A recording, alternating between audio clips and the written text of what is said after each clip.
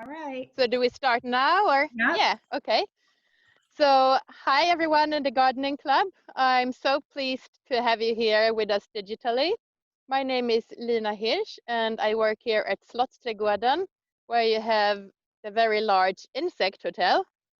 So I will just start with a short introduction of who I am and of what kind of town Malmö is.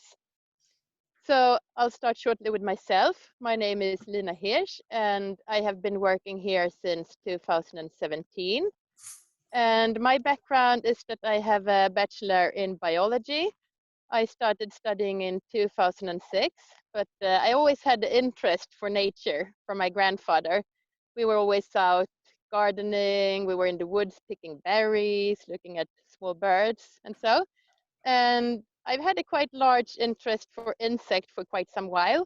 In 2009, I was in Ethiopia for a while studying entomology and, well, did the practical research for my bachelor. And I always, well, I found insects fascinating, especially pollinators. And I used to be a beekeeper for some years. And Cheryl and I, we were also talking about that Sweden is the most tattooed country in the world. And of course, I always keep a bee with me since I love them so much. That's just fun fact. So we're here in Malmö today in Slottsträdgården. Malmö is the third largest city in Sweden, but in American measures, it's a small town basically. And we're now in the garden. It's a public garden. It's open 24/7. Here behind me, you can see somebody about having a 2-year-old birthday party, I think, just by the hotel. And the hotel here is a very popular place. And Slottsträdgården, it's about 12,000 square meters. And it's an ecological garden. It's run by Malmö City. So we are under the Department of Streets and Parks. And it's me and my colleague Linnea that work here full time all year round. And we work with both administration and practical garden work. So we basically do everything from the ideas that we get to the planning, the economy work, and doing the actual setup in the gardens and the maintenance. So why we have this very large hotel here is that in the autumn of 2018, Linnea and I, we were at a conference 2 days talking about trees in an urban setting. And we were talking about biodiversity, the situation of pollinators, etc. And at Slottsträdgården, we work a lot with our visitors, with the people, especially the people of Malmö. And I really want to engage people in organic gardening and in the situation of pollinators. And then I just had the idea that what if we made a really, really large insect hotel, maybe one of the largest hotels in the world? That would be a wow thing. People would see it and they would come there, they would become curious and wonder, wow, who would be living here and how does it work? Why do we need insects? Because the background is also that Malmö, we have amazing arable land just outside Malmö. It's one of the top soils in all Europe. So the strategy from Malmö City is that we're not expanding Malmö outside Malmö. We're expanding inside Malmö, meaning that a lot of the green areas that we have in the town would need to be with buildings instead. So doing this hotel is both a thing of creating an interest for our insects and our ecosystems, but it's also to actually create a gigantic habitat for different insects. So that's the background. And well, I'll try to position myself so you can see how tall the hotel is. The hotel is 49 meters and it's around 170 centimeters tall. It's double-sided. Let's see. You can't even see all the way of the hotel. Wow. It's Lena, it's all really, the way really, down that wall. Wow. yeah. Maybe I will do a little walk with you. And you can see here from one of the edges, I will turn around. It's Oh, wow. double-sided. Yeah. Oh. So if you count both sides, it could actually be like almost 100 meters. And it's more than 25 cubic meters. So Wow. it's a lot of materials. And I must say that I can take hardly any credit for the actual building of the hotel. So what happened when I had the idea that I wanted to build this hotel is that I contacted a colleague that also works at Malmö City called Mikael Miolin. And he's the work leader of a team of carpenters that work mainly outside. So the people in his team, it's people that are very far away from the working market. They have been unemployed for maybe 10 years, 15 years, maybe they never had a job. So they're basically doing work training with him. And we have been collaborating for maybe 5 years. So usually when I have a crazy idea, something fun I want to do for the garden, I call Mikael and I say, look, can we do this crazy thing? Can you help me out? And he always fixes it. Oh, wow. So this time when I called him up and said, what do you say about creating a gigantic insect hotel? He said, yeah, sure. Let me think about it. I'll try to find some material. And he's just amazing. He found so much material from Malmö City's other projects, maybe 7 tons, I think. Ah, So it was very specific how we could build a hotel, because the demands that they had technically is that they had to build it inside a carpenter studio in small, small modules. And then they place it to Slottsträdgården and they fill it with material. So I will try to step a bit closer so you can see. I will switch my camera so I can show you better. Let's see how I switch. Okay, I will show you. So oh, wow. the hotel, it's made from the material construction plywood. So it's plywood that's coated with something so it will hold better against water. So in Sweden, we use this kind of material if we want to create shapes when we're building houses and we want to fill it with concrete. So this material, it has been dance floors for events in Malmö when they had dance places outside and so on. So Mikael found a few tons of construction plywood, and then he called me and said that, okay, now we have the material, let's start. And Wow. the other specifications that I had was that this hotel, it needs to look really good and it should be durable to be able to stand for quite some years in an public environment. So people could come here in the middle of the night. So we started doing some prototypes, and all these boxes are quite small. You can see it's some gaps in between. Oh, yeah. And it's filled with different materials.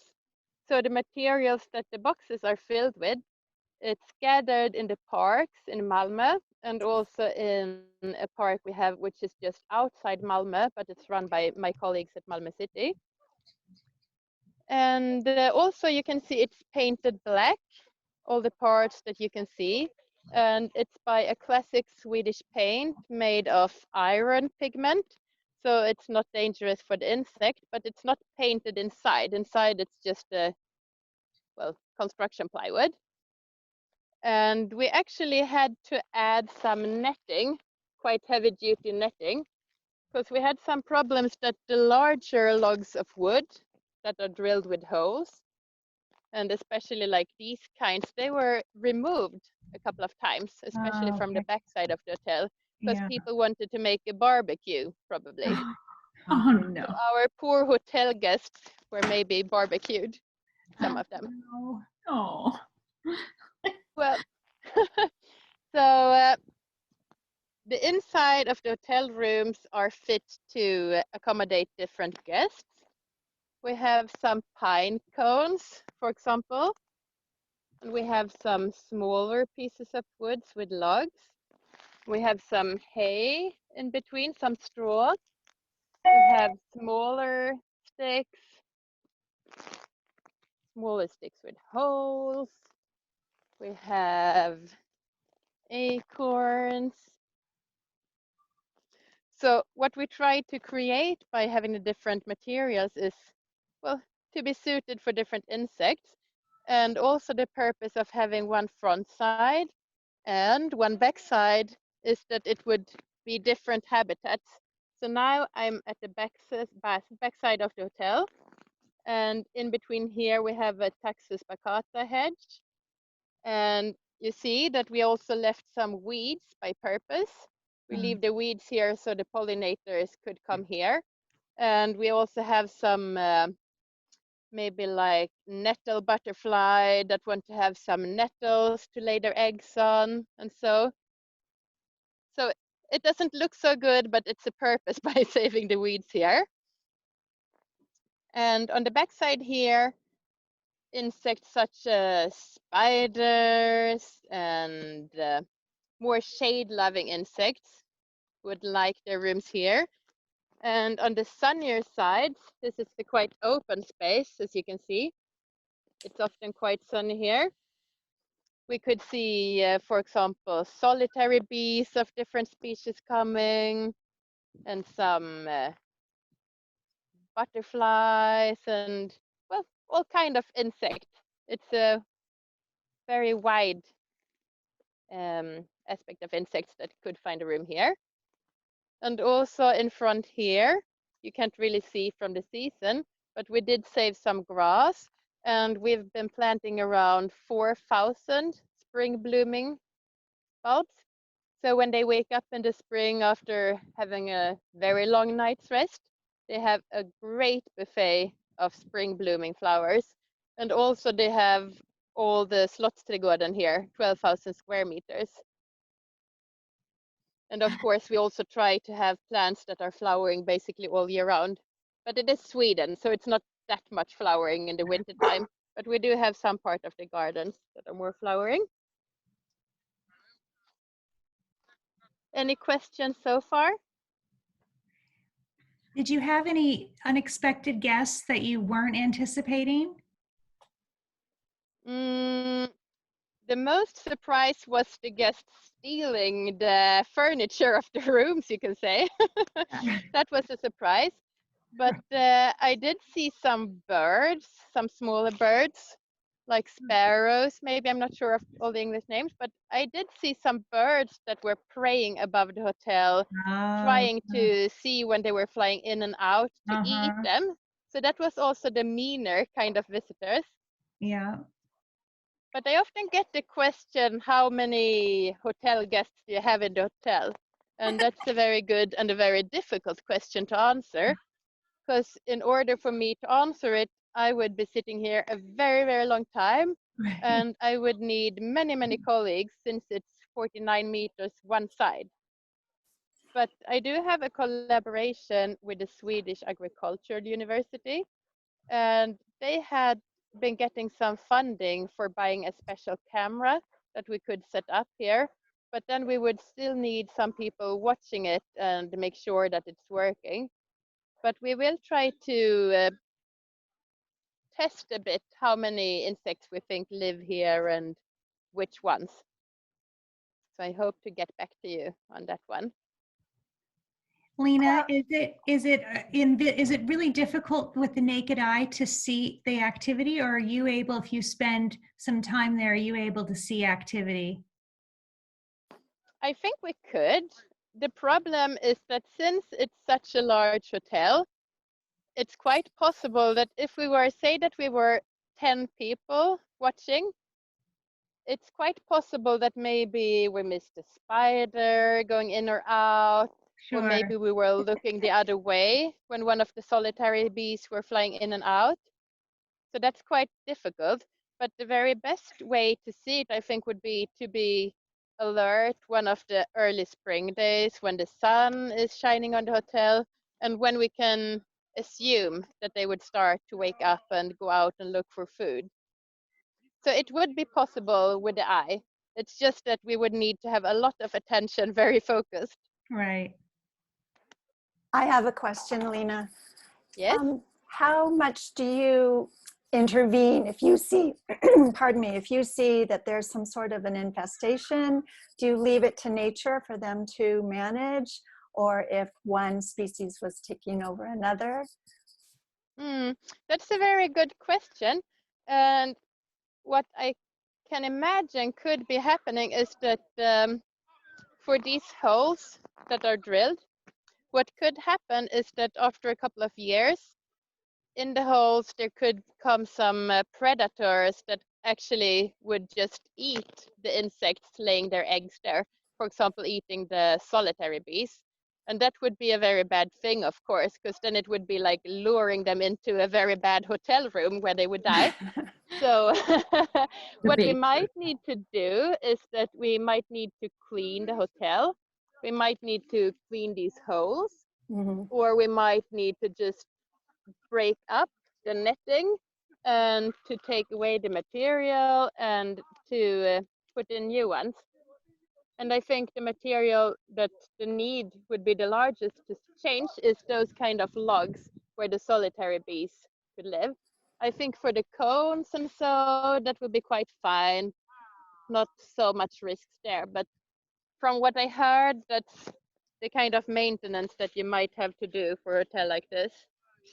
And that can be quite difficult. 100 meters, maybe going vacuum cleaning in the holes or so, or maybe have something very little to poke in and try to clean it. So that will be difficult. And that's also a good thing to think about if you would do a hotel of your own. Think about the maintenance. Sue Miller. Yeah. You're muted, Sue. Okay. My housekeeper's here, so I'm trying not to be noisy. Do you ever get termites? There's so much wood. Good question. Termite is not really a big problem in Sweden. In Ethiopia, I studied about termites, but here it's not that common. We do have some kinds that would go on old wood, but that's more like in houses. And if they would go here, I don't think I would find it a very big problem, because if they would decide that they wanted to eat all the wood here, for example, they would probably just eat that one because it's old wood. But I don't think they would like the construction plywood. So maybe they would eat up a bit and then we would just change that one. But I don't think they really would hurt any of the hotel guests. And also the guests are there for quite a limited time, then going out and back again. Okay. So it's not something I heard being a big problem in Sweden. Is there, Lena, are there any materials, if we were going to try to build our own here, are the materials that we shouldn't use for a hotel? Any material that would have chemicals, if it has been sprayed on them, or for example, if you were decided that you wanted to build something large and you wanted to have a wooden frame, for example, I wouldn't use wood that was treated with some chemical to be withstanding the weather for a long time. So to avoid poison chemical, that would be the main thing. But if you want to build something large, then think about the maintenance. But it's a lot of good materials you can find. So I guess you could find some pine cones, some dead logs, maybe some straw.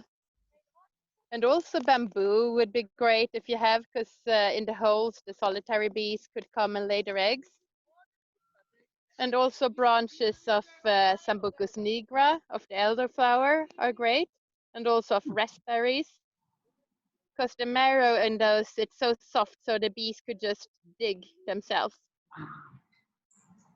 It's just but what you could think, sorry, what were you saying? I was just saying it's complimenting you. It's magnificent. Thank you. Yeah, it is nice. I can take a walk so you see the rest of it. So you see how tall it is.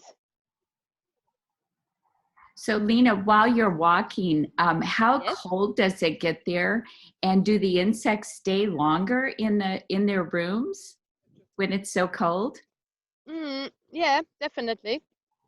So right now, I would say that it's around 17 degrees. So that's quite a normal temperature for being September. And we have a quite mild climate here in Malmö, since it's by the coast and it's quite seldom snow here. So at winter time, we would usually have around ranging from +7 to -7, basically. Maybe a little snow a few days. So if our spring would be late, the hotel guests would stay in longer. And then when the sunny days in the spring starts coming, they want to get out and they feel the sun rays warming their rooms, and they want to go out and have some good food, which they will find. Uh-huh. I have a question. Is this, Yes. would teachers bring a school group to come and study this? And so is it used for teaching? Yeah, it's always open for everyone, and I'm always happy if we can find a collaboration. So I have a collaboration with the Swedish Agricultural University, and we were actually starting to plan taking students here and checking for which insects are in where and so on. But since we have the COVID-19 here as well, so we weren't really able to do those kind of things. But when we were building this hotel in the summer last year, we did have some kindergartens. They were doing some of the rooms over here, and we had some of the politicians of Malmö City doing some of the rooms. So we got some help, and also some by just ordinary people living here in Malmö.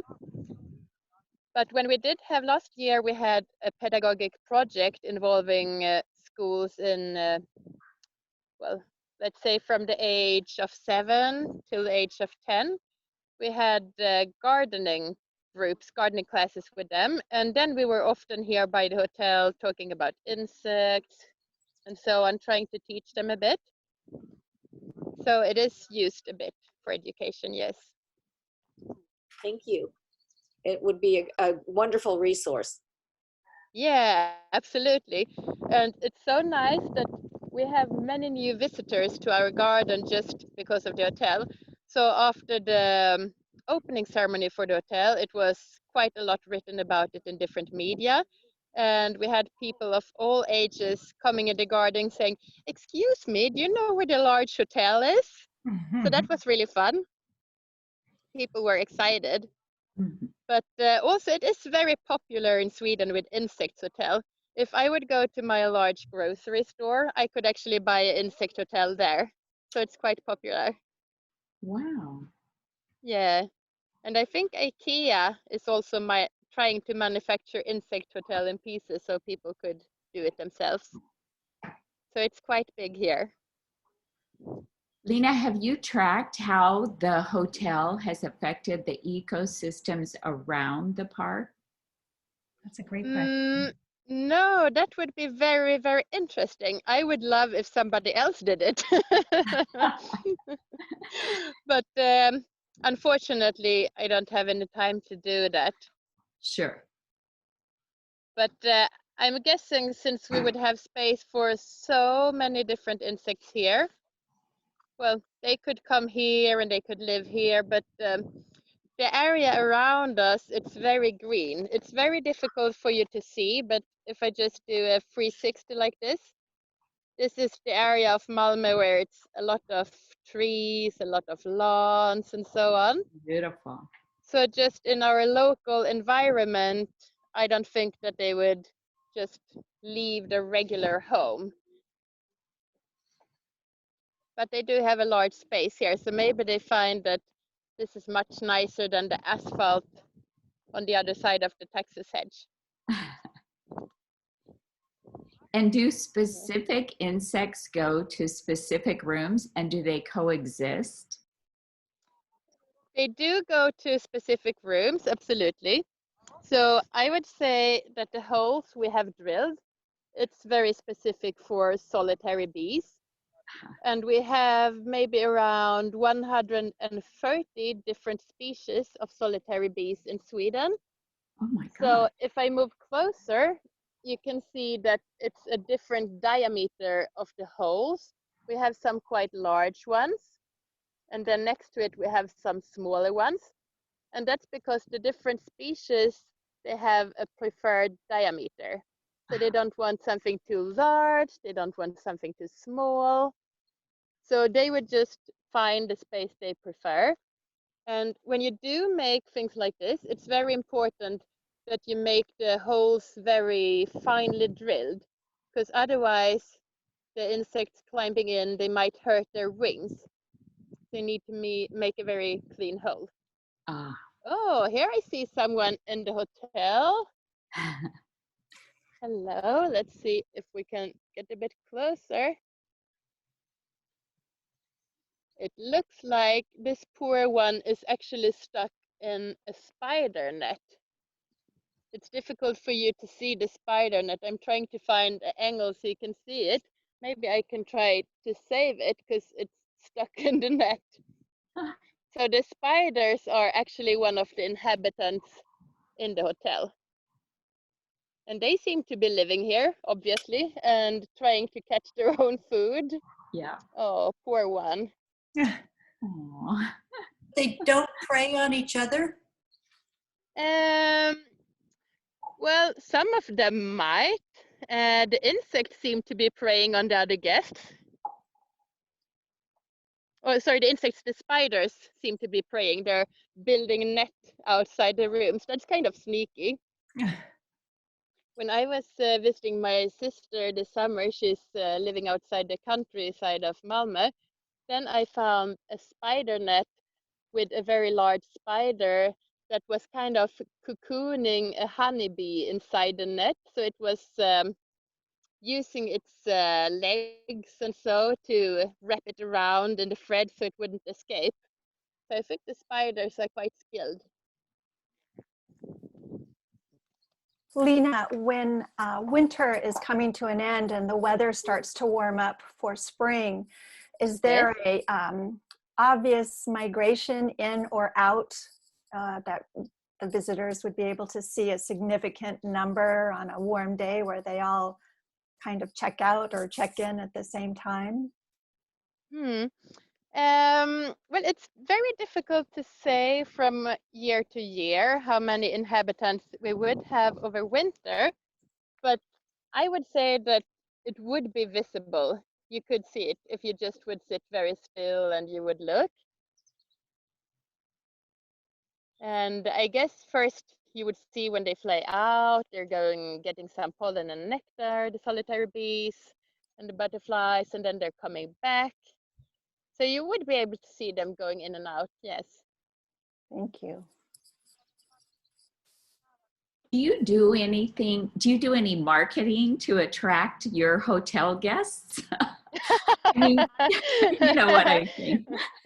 Yeah, you could see that 4,000 bulbs that we have by the fence, that would be the marketing, I see. I would say. Yes. But it's not really well thinking marketing, because they would be moving in now in the autumn time, and the spring blooming flowers are blooming in the wrong time for being a good marketing thing. So it's So just it's word of difficult. mouth. Yeah. So I could try telling the insects, but I don't think they would listen to me. I didn't know. But I did see some kids when we were building the hotel. They found some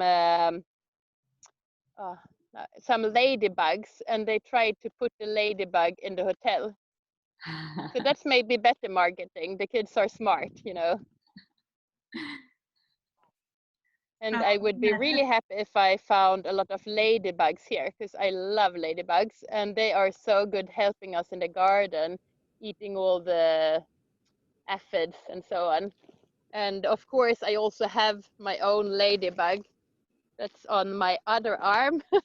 I will show you. So in case I don't have any, I always have my own. Oh, I compensate for the lack of guests if they're not coming. Lena, how long did it take to build? It took quite a long time. When they were building the hotel, they were working with other projects as well, and they were quite many people. They were a team of around 7 people, and some of the people were coming and going during this project, but a few months, I would say. So impressive, really it is. Yeah, they did an amazing job. I didn't do much of this work. And Lena, how did you decide the dimensions of each of the rooms? Was that based on aesthetics or functionality? Both. Well, if you see the hotel for some distance, you could see that the Texas hedge is sticking up a bit. Right. So I wanted a hotel in the height that it wouldn't be higher than the hedge, how we usually want to cut it. And well, the dimension of the boxes, it's both, you can see it's quite narrow. All of this from one side to another would be around 42 centimeters. And that's because the solitary bees that could find a room here in the drilled holes, they went around 15 centimeters, many of them, to creep into, and they want a wall behind them. So all of the boxes, they have a wall. And I figured that if it would be much wider than this, it doesn't really have a function for the insects, and it would just be really, really heavy and clumsy. So that's those dimensions.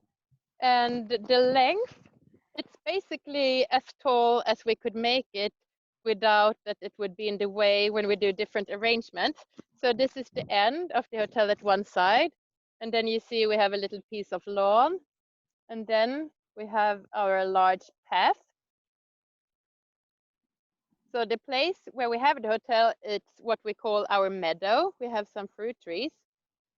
And usually every second year, it used to be every year before, but now it's every second year. And then we have something we call Malmö Garden Show. And it's a garden fair. It's usually 2 days. Now it will become 3 days.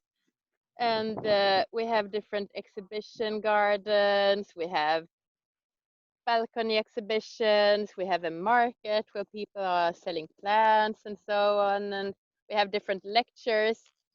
And that takes place here on the meadow.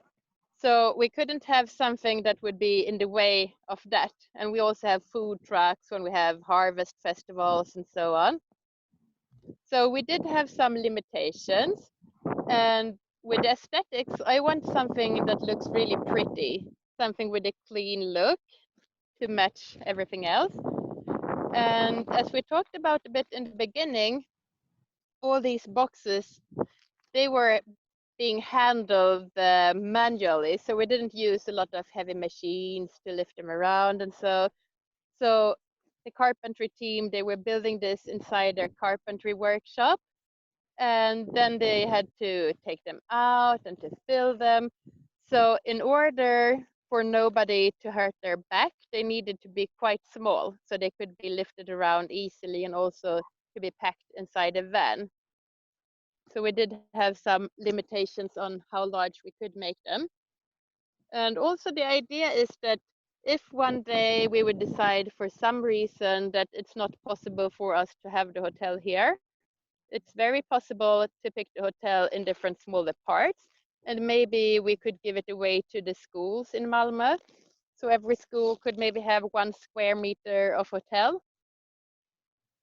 So Great. that's the thought behind why the boxes are quite small.